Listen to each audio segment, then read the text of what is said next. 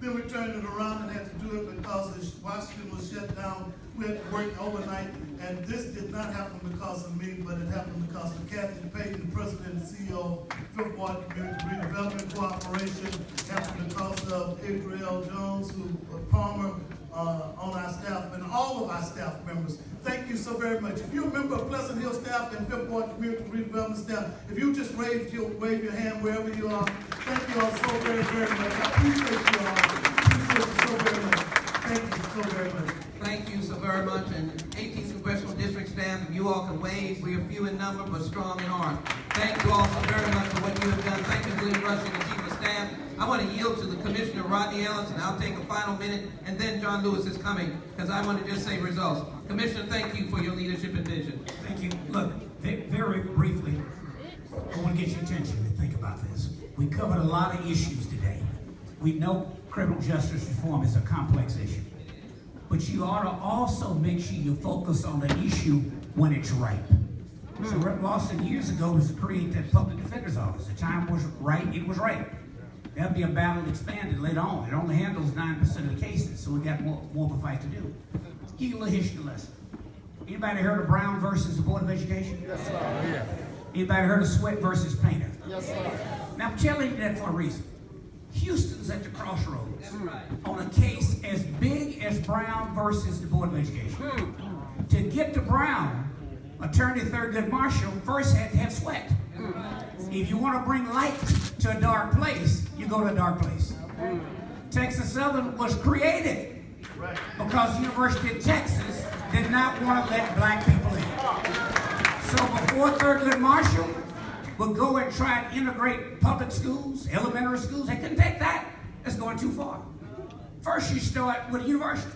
And you know what? They start with a graduate school. Don't start undergraduate. They started with the University of Texas Law School.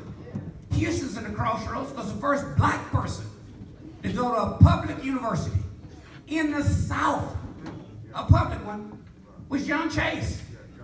It wasn't even Sweat because the law school started in August. The Graduate School of Architecture, University of Texas, started in June. John Chase out of Houston was the first one. There's a case going on right now that is as big as Brown versus the Board of Education. And it's having repercussions all around this country. It's the Bell litigation.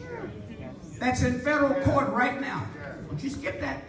It's a long read. It'll put you to sleep, but you ought to read all 195 pages.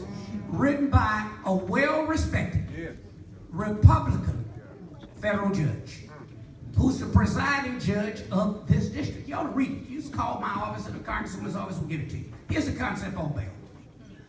I'll give you two cases. One's a felony, one's a misdemeanor. Sandra Bland was arrested and put in jail on a Friday night because she didn't have $500. And let me tell you a secret. My children, they come from a household I preside over, not one like the one I came out of. They don't have $500 in cash. They don't take stamps. They don't take credit cards. They don't take checks. You got to have $500 in cash. So on Monday morning, as is the case with a lot of young people, they take stuff so seriously when you're that young. Here's a young woman bilingual. Who the heck moves to Prairie View, moves to Houston in August from Chicago? Only somebody who would love their undergraduate school, Prairie View A&M University. And at 9 a.m. in the morning, when I'm sure in her mind, she thought everybody's going to know I was arrested. Everybody knows everything in Prairie View.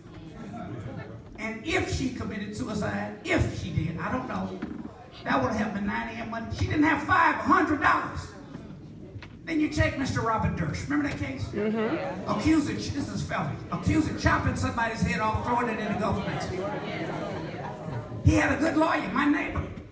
Joke about it all the time. Had my neighbor. In fact, my wife told me, man, you keep messing with him, chop your head off, throw it in the pool. Go over and get him to represent him, get off.